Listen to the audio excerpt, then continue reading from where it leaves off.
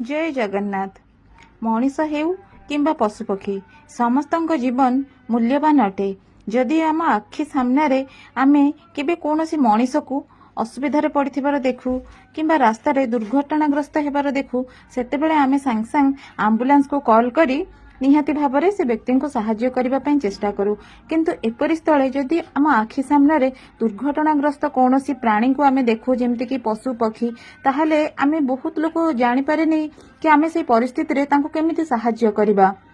तेणु आपण समस्त को मु जणाई देबा पई चाहूची कि ओडिशा सरकार तरफ प्राणी मानकर निःशुल्क चिकित्सा सेवा पई 1962 नंबर रे वा 1962 नंबर रे सेटा टोल फ्री नंबर से आपण कॉल करिके तांको मध्य आंबुलांस सेवा जोगे दे पारिबे।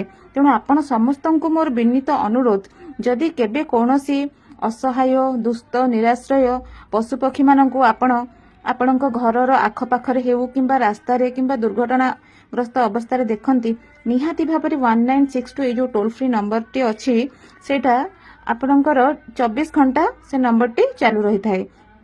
तेणु आपण दया करिकी से नंबर रे कॉल करिवे।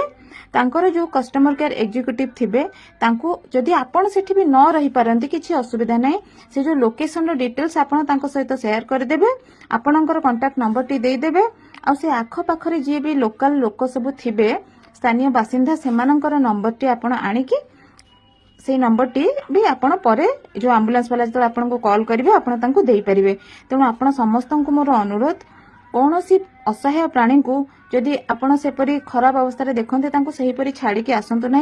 जदि भी आपण पाखे समय नहीं आपण आंबुलांस टी बुक कर दियंतु। आंबुलांस स्टाफ माने निहाती भाव सेठारे जाई पहुंची तांको चिकित्सा जोगाई देबे। तेणु आमे जेतिकी पारिबा निज निज तरफ असहाय दुष्ट निराश्रय पशुपक्षी मानक सेवा करने को चेष्टा करबा। कारण आमर गोटे प्रयास रे आमर एक छोट प्रयास रे सेमानंकर जीवन टी बंची जाई पारे। जदि आम द्वारा एतिकी हेई पारुची तेणु आमे समस्ते निहाती भाव में आगभर होई एही कार्यटी करबा उचित। आउ एटा भी जणाई देबा पई चाहूची कि बहुत लोक एई सब जो 1962 रो सुविधा विषय जानिछंती तो निहाती भाव में मु आशा करूची आपण समस्ते भी जानिथिबे। आउ जदि भी किए भी जानि नाहंती निहाती भाव में चेष्टा करंतु एही number T toll free number T को कांटेक्ट करिके असहाय प्राणी मानकर सेवा करबा पई। धन्यवाद।